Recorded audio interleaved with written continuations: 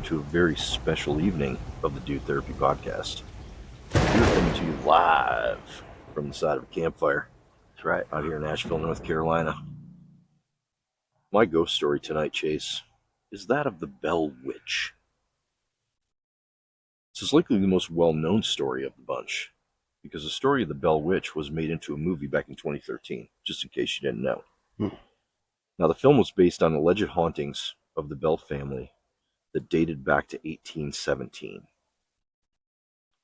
John Bell and his family, they lived in Robertson County, Tennessee, near the town of Adams. Although some might argue that Robertson County isn't technically in Appalachia. I mean, I think it's close enough, dude. I think it's close enough. Getting there. And the story's interesting, right? So who really cares? So John relocated his family from North Carolina to a 320-acre farm in Tennessee in 1804.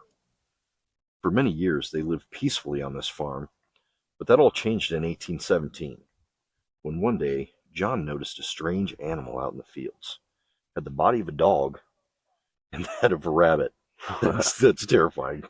That's terrifying. John shot at this strange creature, but it disappeared. Over the coming months, John's children also began to witness strange apparitions appearing on their property.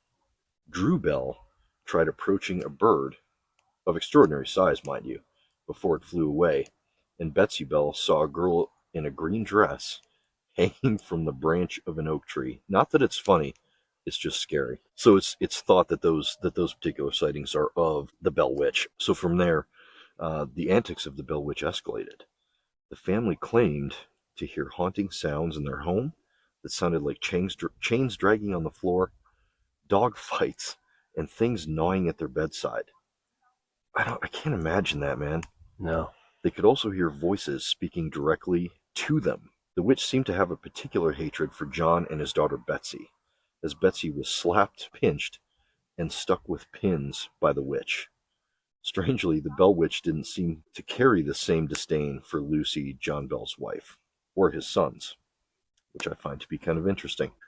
Once word got out about this witch, people just had to see it for themselves.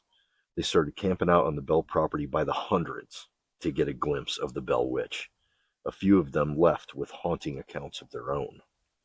The story of the Bell Witch came to a head when she vowed to kill John 3 years after beginning her reign of terror on the family. On December 20th, 1820, John was found dead with a vial of poison at his side. His death was officially attributed to the Bell Witch, making Tennessee the only state to recognize a person's passing as supernatural. That's crazy. That is crazy. So a year later in 1821, poor Betsy was so tormented by the witch that she called off her engagement to a local man, Joshua Gardner.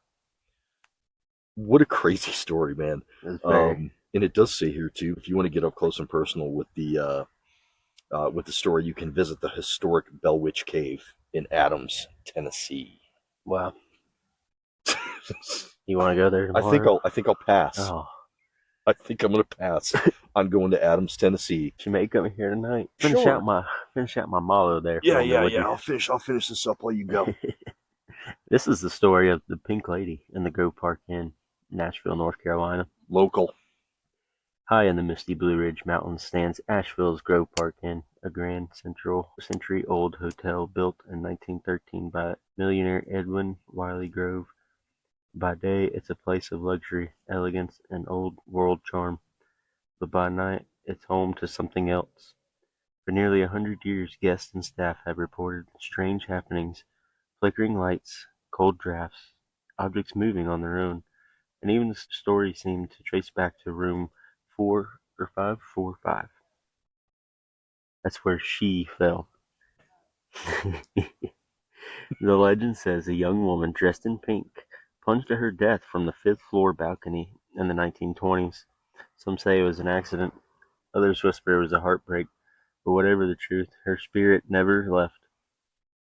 They call her the Pink Lady, a shimmering figure in a flowing pink gown drifting through the halls, leaving behind a faint scent of roses and a chill in the air.